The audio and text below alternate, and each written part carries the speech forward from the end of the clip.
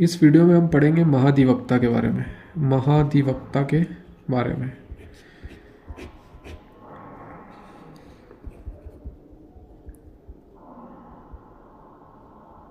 Advocate general,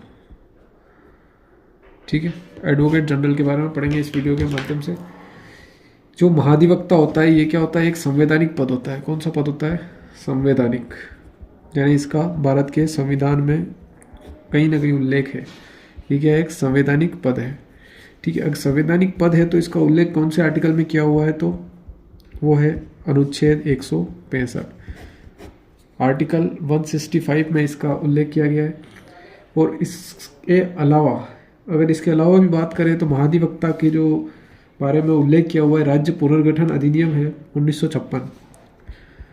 राज्य पुनर्गठन अधिनियम, राज्य पुनर्गठन अधिनियम 1956, इसके अंदर भी इसका प्रावधान किया हुआ है। ठीक है, इसमें भी महाधिवक्ता का प्रावधान है।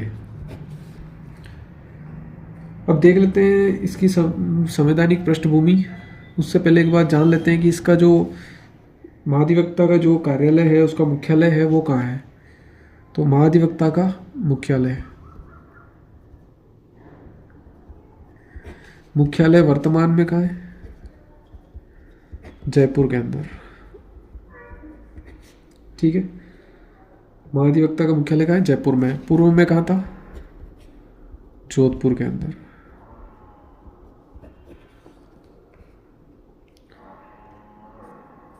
देख लेते हैं अब अनुच्छेद 165 में क्या क्या प्रावधान किए हुए हैं। अनुच्छेद 165 के अंदर, ठीक है, आर्टिकल 165 में क्या है? राज्य के लिए महाधिवक्ता होगा। क्या है? राज्य के लिए महाधिवक्ता। इसी आर्टिकल के अंदर बताया गया है कि जो महाधिवक्ता होगा उसकी योग्यता क्या होगी। आर्टिकल 165(1) इसका क्लोज फर्स्ट है, उसमें क्या है? इसकी योग्यता के बारे में है। तो योग्यता क्या होनी चाहिए? किसको हम महाधिवक्ता बनाएंगे?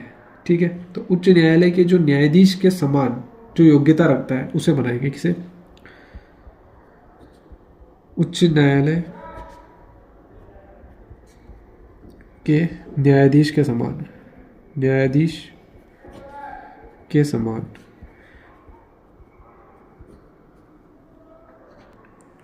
ठीक है, उच्च न्यायालय के न्यायाधीश के समान होनी चाहिए। लेकिन उच्च न्यायालय का जो न्यायाधीश होगा उसके बारे में कहाँ पे लिखा हुआ है? आर्टिकल 217।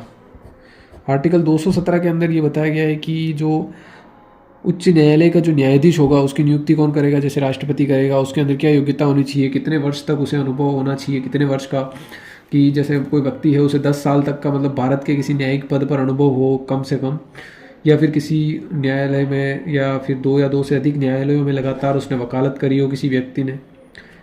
ठीक है, न्यायाधीश जिसने 62 साल की उम्र तक उस पद पर कार्य करा है, या ऐसे बहुत सारी इसके बारे में बताया हुआ है। ठीक है, कि उच्च न्यायालय के न्यायाधीश की समान, तो वो उच्च न्यायालय के बारे में के न्यायाधीश की जो योग्यताएं हैं वो किसमें बता रखी है? आर्टिकल 217 के अंदर। ठीक है, अब इसकी योग्यता की बात होगी। इसके बाद देख लेते हैं कि इसकी नियुक्ति कौन करेगा। तो 165 का जो 2 क्लोज है उसी में बताया हुआ है कि जैसे नियुक्ति के बारे में बताया है, इसकी नियुक्ति कि नियुक्ति कौन करेगा। तो नियुक्ति करेंगे राज्यपाल। कौन करेंगे? राज्यपाल महोदय। कौन करेंगे? राज्यपाल। किसकी सिफारिश पर?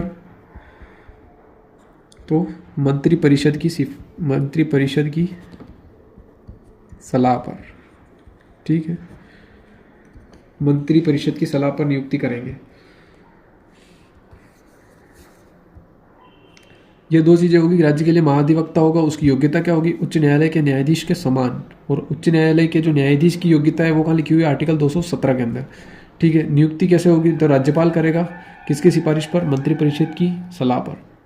ठीक है, अब आर्टिकल इसी के अंदर है, आर्टिकल 165 क्लोज सेकेंड।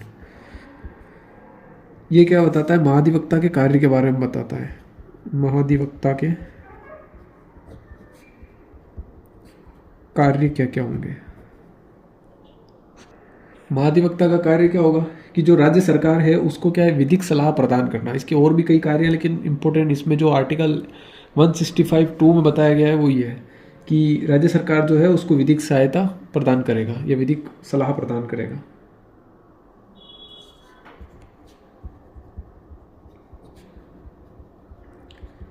राज्य सरकार को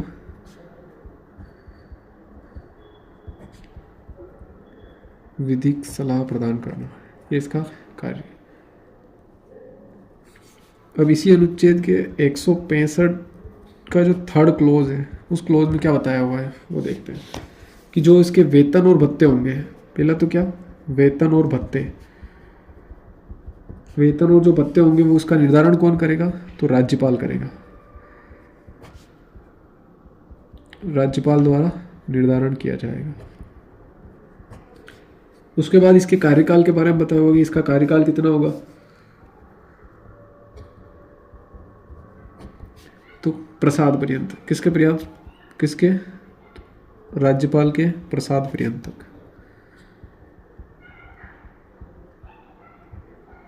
जब तक राज्यपाल चाहेगा तब तक ये कार्य कर सकता है। और ठीक है, अब इसकी अगर शपथ की बात करें कि ये शपथ इसको कौन दिलाता है, तो शपथ का कोई भी प्रावधान नहीं है। इसके शपथ का कोई प्रावधान नहीं है, डायरेक्ट अपॉइंटमेंट मिलती है, नियुक्ति मिलती है। और अगर जब इसको अपॉइंट कौन कर रहा है, राज्यपाल कर रहा है, इसका कार्यकाल का निर्धारण कौन कर रहा है, राज्यपाल कर रहा है, तो इसको अगर बाई चांस कभी इस्तीफा देना पड़े, ठीक है, तो ये इस्तीफा किसको देगा,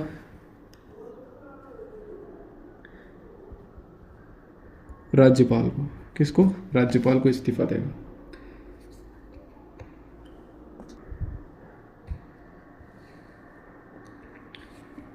जो महाधिवक्ता है उसको नियुक्ति कौन दे रहा है, राज्यपाल दे रहा है। किससे, मंत्रिपरिषद की सलाह के ऊपर। लेकिन जो इसके नियुक्ति के जो आदेश है वो आदेश कौन जारी करेगा, आदेश जो जारी कौन करेगा, वो करेगा विधि विभाग। कौन करेगा, विधि विभाग जारी करेगा।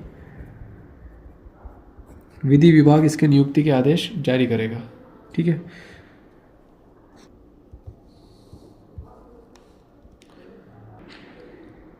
जो महाधिवक्ता होता है, जो महाधिवक्ता होता है वो क्या होता है कि राज्य सरकार का क्या है, विधिक सलाहकार है।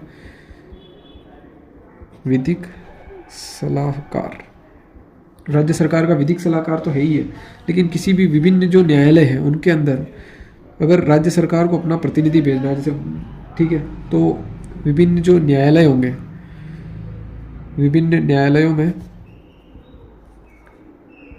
राज्य सरकार के प्रतिनिधि के रूप में, राज्य सरकार के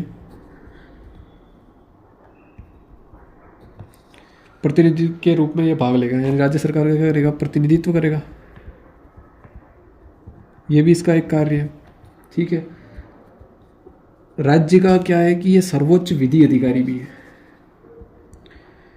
राज्य का ये सर्वोच्च विधि अधिकारी है, सर्वोच्च विधि अधिकारी है।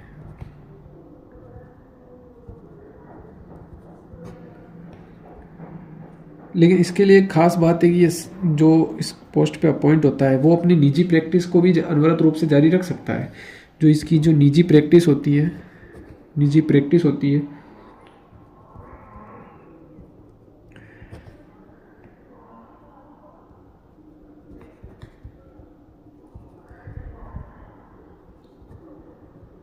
उसको भी जारी रख सकता है। निजी प्रैक्टिस जो होती है उसको भी ये जारी रख सकता है। और ये एक आर्टिकल है, आर्टिकल 177। ये आर्टिकल क्या कहता है महाधिवक्ता के बारे में, आर्टिकल 177 क्या कहता है महाधिवक्ता के बारे में। ये कहता है कि जो महाधिवक्ता होगा वो क्या क्या काम कर सकता है।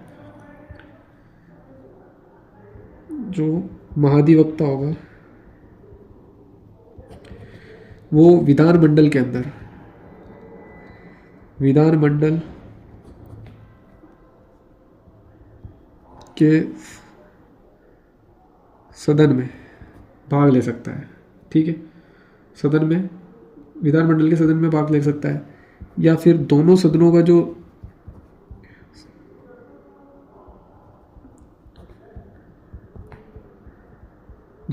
का जो संयुक्त अधिवेशन होता है या संयुक्त जो बैठक होती है, संयुक्त बैठक, इसमें भी क्या कर सकता है, ये भाग ले सकता है। ठीक है। और अगर बाई चांस इसे किसी विधानमंडल की किसी समिति का सदस्य बना रखा है, इसे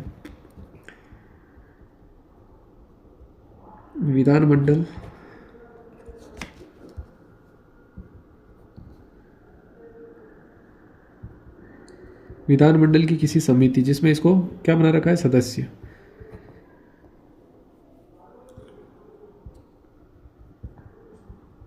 समिति जिसका वह क्या है, सदस्य है।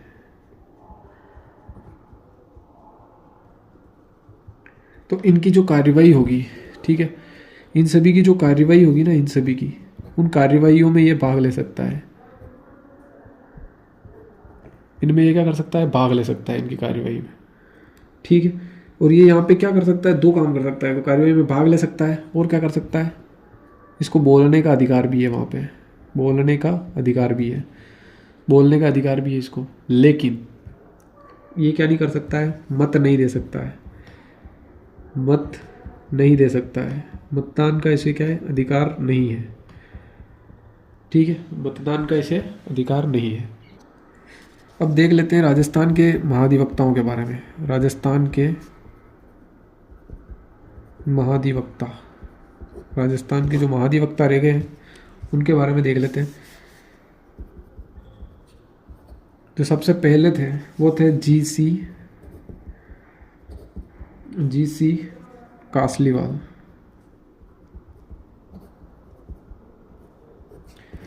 जी.सी. कासलीवाल साहब, ये क्या थे, प्रथम अध्यक्ष थे। ठीक है, जी.सी. कासलीवाल क्या थे, प्रथम अध्यक्ष थे, प्रथम महाधिवक्ता थे, अध्यक्ष नहीं थे, प्रथम महाधिवक्ता थे जी.सी. कासलीवाल। ठीक है। और जयपुर नगर निगम जो है, जयपुर नगर निगम के अध्यक्ष रहे, जयपुर नगर निगम के क्या रहे, अध्यक्ष, जयपुर नगर निगम के क्या रहे, अध्यक्ष रहे। एमएलए भी रहे, एमएलए भी थे। ठीक है। इनका जो कार्यकाल है वो कितने वर्ष का था, 15 वर्ष तक, जो क्या है, सर्वाधिक कार्यकाल है। सर्वाधिक जो कार्यकाल है महाधिवक्ता में वो इनका है, सर्वाधिक कार्यकाल कितने वर्ष, 15 वर्ष। ठीक है। अगले जो महाधिवक्ता है वो देखते हैं। दूसरे जो महाधिवक्ता हैं वो है लक्ष्मीमल सिंघवी। लक्ष्मीमल सिंघवी, लक्ष्मीमल सिंघवी,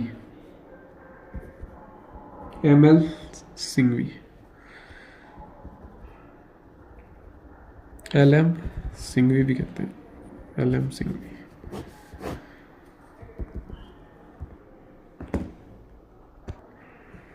जो लक्ष्मीमल सिंघवी साहब है वो क्या रहे थे, लोकसभा और राज्यसभा, लोकसभा और राज्यसभा दोनों में क्या रहे थे, सदस्य, दोनों के क्या रहे, सदस्य रहे। इनको पद्म भूषण पुरस्कार भी दिया गया, पद्म भूषण पुरस्कार से भी नवाजा गया, सम्मानित किया गया। और ये जो यूनाइटेड किंगडम है, यानी ब्रिटेन है, जो यूनाइटेड किंगडम में इन्हें हाई कमिश्नर के रूप में नियुक्त किया गया था। यूके में हाई कमिश्नर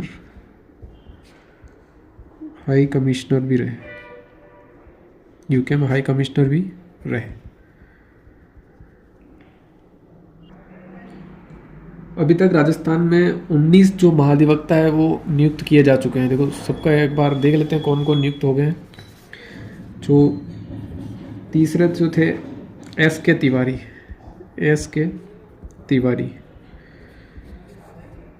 फोर्थ है पी के रस्तोगी।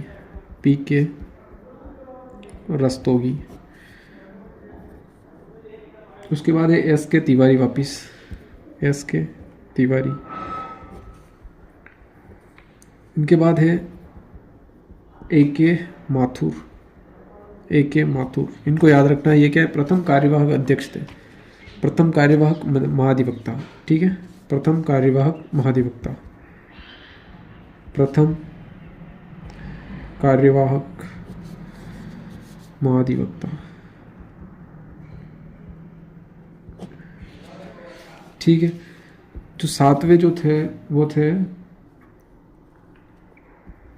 NL जैन। अगले हैं DC स्वामी। DC स्वामी,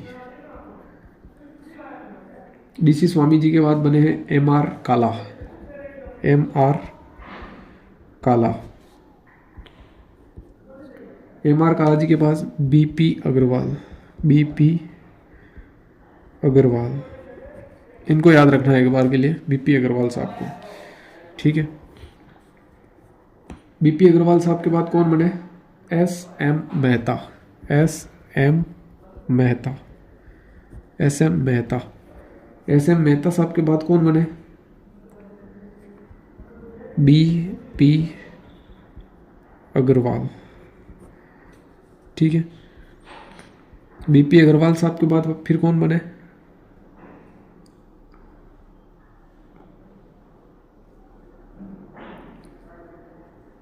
SM मेहता साहब।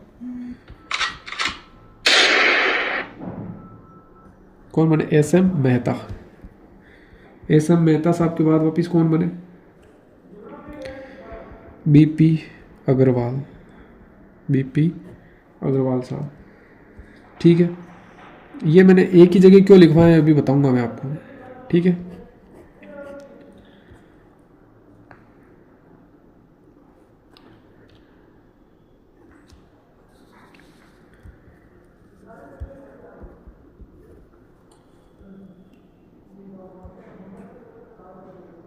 BP अग्रवाल साहब के बाद बने NM लोढ़ा। NM लोढ़ा साहब। NM लोढ़ा साहब के बाद बने GS Bafna. GS Bafna. GS Bafna साहब के बाद कौन बने? वापिस NM लोढ़ा साहब। इनके बाद बने MS सिंघवी। ठीक है, MS सिंघवी। अभी जो वर्तमान में जो है वो है राजेंद्र प्रसाद गुप्ता, 19वें हैं। 19वें कौन है? राजेंद्र प्रसाद गुप्ता। कौन है? राजेंद्र प्रसाद गुप्ता। ये कौन है? वर्तमान के जो महाधिवक्ता हैं वो, लेकिन इन्होंने अतिरिक्त महाधिवक्ता के रूप में भी कार्य किया है, एडिशनल अटॉर्नी जनरल के रूप में। ठीक है, अतिरिक्त महाधिवक्ता भी रहे, अतिरिक्त महाधिवक्ता भी रहे। अभी वर्तमान महाधिवक्ता है, वर्तमान में महाधिवक्ता है, वर्तमान में महाधिवक्ता है। ये कब से कब तक रहे थे? तो जनवरी 2014 से लेके जनवरी 2019 तक। ठीक है, एडिशनल अटॉर्नी जनरल के रूप में इन्होंने कार्य किया था, एडवोकेट जनरल के रूप में। अब मैंने ये सारे नाम एक साथ क्यों लिखवाए एक ही जगह पर? देखिए, सबसे पहले जो थे प्रथम कार्यवाहक वो थे AK माथुर साहब। कौन थे? AK माथुर साहब क्या थे? कार्यवाहक। ठीक है, उसके बाद जो BP अग्रवाल है वो सर्वाधिक बार, BP Agarwal, BP Agarwal, BP Agarwal, ठीक है, सर्वाधिक बार अगर कोई महाधिवक्ता रहे तो वो ये है। ठीक है, महाधिवक्ता के रूप में 3 कार्यकाल पूरे किए इन्होंने। महाधिवक्ता के रूप में 3 कार्यकाल। 3 कार्यकाल किसके हैं? BP अग्रवाल साहब के, BP अग्रवाल। और प्रथम कार्यवाहक महाधिवक्ता AK माथुर है ही है। और GC जो कासलीवाल जी है, जो महाधिवक्ता के रूप में सर्वाधिक कार्यकाल पूरा किया है, सबसे पहले स्टार्टिंग में सबसे पहले ऊपर ही बता दिया सर्वाधिक कार्यकाल 15 वर्ष तक। ठीक है, 15 वर्ष में भी कौन कौन से अगर याद रखना हो तो देख लो। 1957 से लेके 1957 से 1972 तक। ठीक है,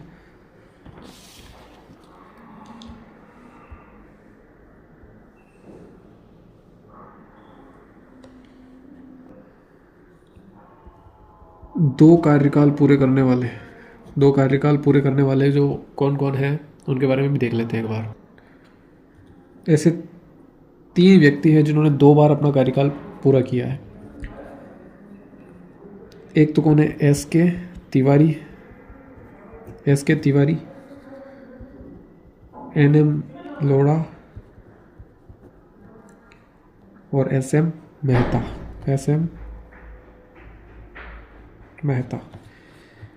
कौन है, SK तिवारी, NM लोढ़ा और SM मेहता। इसमें अगर 2 पॉइंट और याद रखे जाएं इसमें महाधिवक्ता के बारे में, तो नोट डाल के याद रख सकते हैं कि ये महाधिवक्ता जो है वो एक सरकारी पद नहीं है। क्या नहीं है, सरकारी पद नहीं है, जबकि कॉन्स्टिट्यूशनल पोस्ट है, सरकारी पद नहीं है। और महाधिवक्ता जो किसी भी कंपनी के अंदर निदेशक का पद ग्रहण नहीं कर सकते। जो महाधिवक्ता वो किसी कंपनी में निदेशक का पद ग्रहण नहीं कर सकते हैं कि जो महाधिवक्ता है उनको विधायक के समान विशेषाधिकार प्राप्त है। जो महाधिवक्ता है उसे किसके समान, विधायक के समान अधिकार प्राप्त है, विधायक के समान विशेषाधिकार प्राप्त है,